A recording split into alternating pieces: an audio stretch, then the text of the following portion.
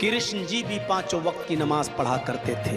यकीन ना आए तो श्रीमद् भागवत गीता का 6वां अध्याय का 10वां मंत्र देख लीजिए। धर्म के विषय में सब विचार करते हैं, कोई अपने ही धर्म के विषय में, कोई अन्य के धर्म के बारे में, किसी के अधर्म को लेकर चर्चाएं होती ही रहती हैं। इतिहास की किताबों को आप आग लगा दीजिए, गूगल को रिबूट कर दीजिए और नासा वालों तुम तो रिसर्च करना ही छोड़ दो, क्योंकि ज्ञान का ऐसा एटॉमिक बम फूटा है कि द्वापर युग से लेकर कलयुग तक सब हिल गया है। जी हाँ, नमस्कार, मैं खुशबू सिंह और आप देख रहे हैं खबर ट्रेंड्स लाइव। उत्तर प्रदेश के इटावा के रहने वाले मौलाना जर्जिस अंसारी ने झारखंड के एक जलसे में ज्ञान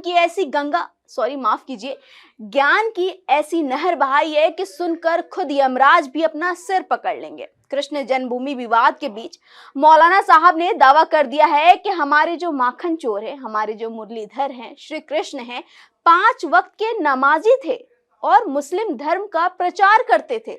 जी हाँ, वही श्री कृष्ण जिन्होंने कुरुक्षेत्र के मैदान में अर्जुन को भगवत गीता का उपदेश दिया था। मौलाना साहब ने तो बकायदा गीता के 6ठे अध्याय का 10वां श्लोक पकड़ा और उसका ऐसा अनर्थ निकाला कि खुद व्यास जी भी सोच में पड़ जाएंगे।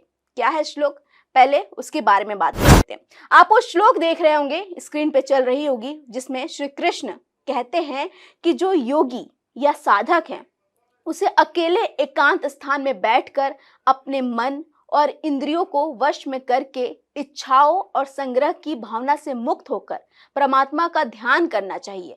ये पूरी तरह से ध्यान योग और अष्टांग योग की बात है, लेकिन मौलाना साहब ने इसे एकांत में बैठकर ईश्वर का ध्यान करने की बात को 5 वक्त की नमाज और दीन का प्रचार बता दिया। मतलब शब्दों का तोड़ मरोड़ कर अपनी बात साबित करने की ऐसी कला के लिए तो भैया मौलाना साहब को तो 21 तोपों की सलामी तो बनती ही है। हमारे भाई अगर बुरा ना माने तो कृष्ण जी भी पांचों वक्त की नमाज पढ़ा करते थे। यकीन ना आए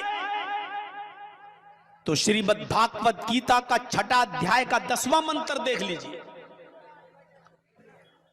योगी युज्जीत सततमात्मानं रहसि स्थिता एकाकी अच्युतात्मा निराशीर परिग्रह। जिसमें कृष्ण जी अर्जुन से कह रहे हैं कि हाय अर्जुन, ईश्वर की जब पूजा करो तो पूरे शरीर का योग करो। योगी, यूपी वाला नहीं, योगी युज्जीत सततमात्मानं, पूरे शरीर का योग करो। यानी पूजा सिर्फ खड़े होकर नहीं, पूरे शरीर के साथ होनी चाहिए और पूरे शरीर का योग होना चाहिए। आज हिंदू धर्म में चले जाइए, सिर्फ ऐसे हाथ उठाएंगे, ओम नमः शिवाय, बस हो गई पूजा। क्या लगता है आपको? खैर, मौलाना साहब से पूछना चाहिए कि चाचा, इस्लाम का इतिहास तो करीब 14 साल पुराना था और भगवान श्री कृष्ण आज से हजारों साल पहले द्वापर युग में हुए थे, लेकिन टाइम ट्रेवल की ऐसी कला सिर्फ हमारे मौलाना साहब के पास ही हो सकता है। मतलब गजब है भैया।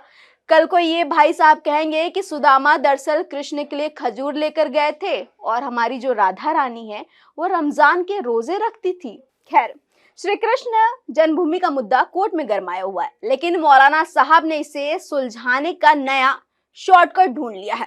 ऐसे ज्ञानियों को देखने के बाद बस एक ही बात जो है वो याद आती है, और वो बात है अंधेर नगरी चौपट राजा टेक सिर भाजी टेक सिर खाजा। मौलाना साहब के इस अद्भुत और इतिहास बदलू बयान पर आपकी क्या राय है? क्या आपको भी लगता है कि इन्हें इतिहास का ट्यूशन की सख्त जरूरत है? कमेंट करके जरूर बताइएगा और ऐसे अपडेट के लिए बने रहिए हमारे साथ और देखते रहिए खबर ट्रेंड्स लाइव।